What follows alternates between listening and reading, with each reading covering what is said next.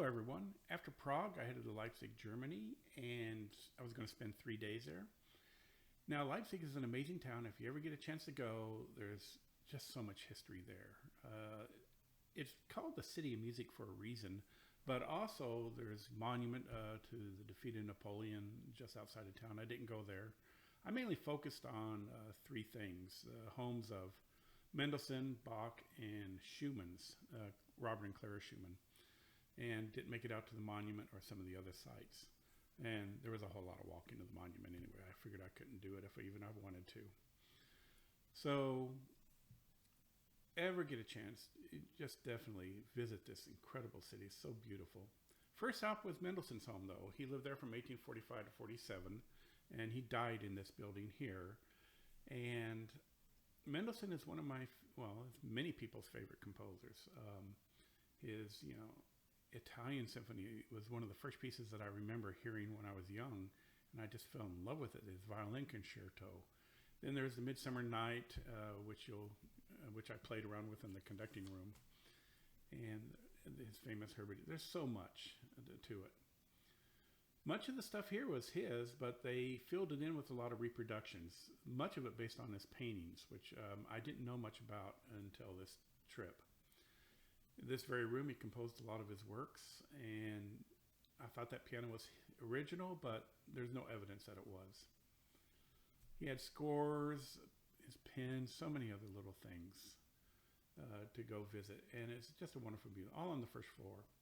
Now, after his sister died, he went to Switzerland to recover because his health just really dropped off. He was devastated by his sister's death, and he made these beautiful, beautiful paintings, and they're really good.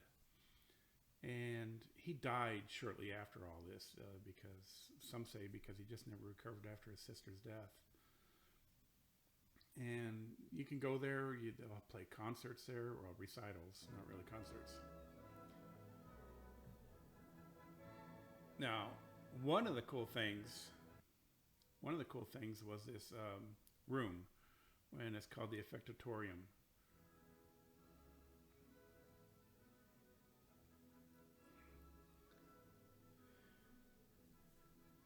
Now here you can try and conduct with virtual something. It detected your baton movements, and you can control things, do all kinds of stuff. And I had a hard time, and I've conducted at the high school. I've sub orchestra there quite a few times now, actually, and I've gotten some pointers from the assistant director. And this is 6/8 time. I should have probably done the Scottish Symphony instead. And you have to stay in this little box. And my conducting style is kind of like shoulder to shoulder, chin down to waist, or chin down to chest. I had to have a much tighter box to this, but it was a lot of fun.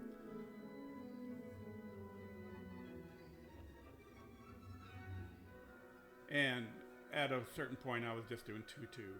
It was just like up and down, just trying to stick with it. It was hilarious.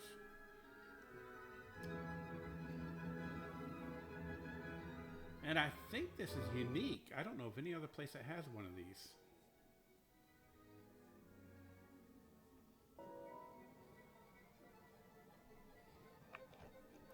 So I had a lot of fun. I probably spent an hour in this place. It was just intense.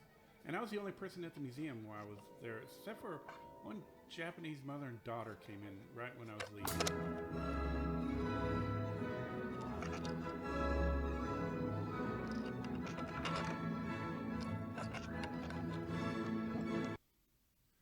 But anyway, the museum is just a worthwhile visit if you're in Leipzig. Mendelssohn, his legacy is tremendous. They call him the father of conducting for a reason.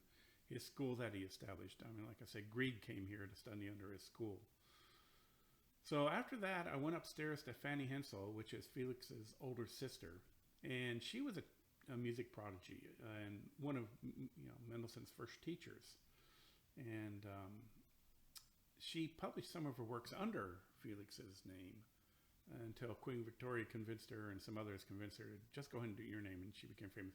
Because they came from a family of bankers, and their parents weren't too thrilled over musical especially for the daughter. They weren't too thrilled about that, but she was amazing.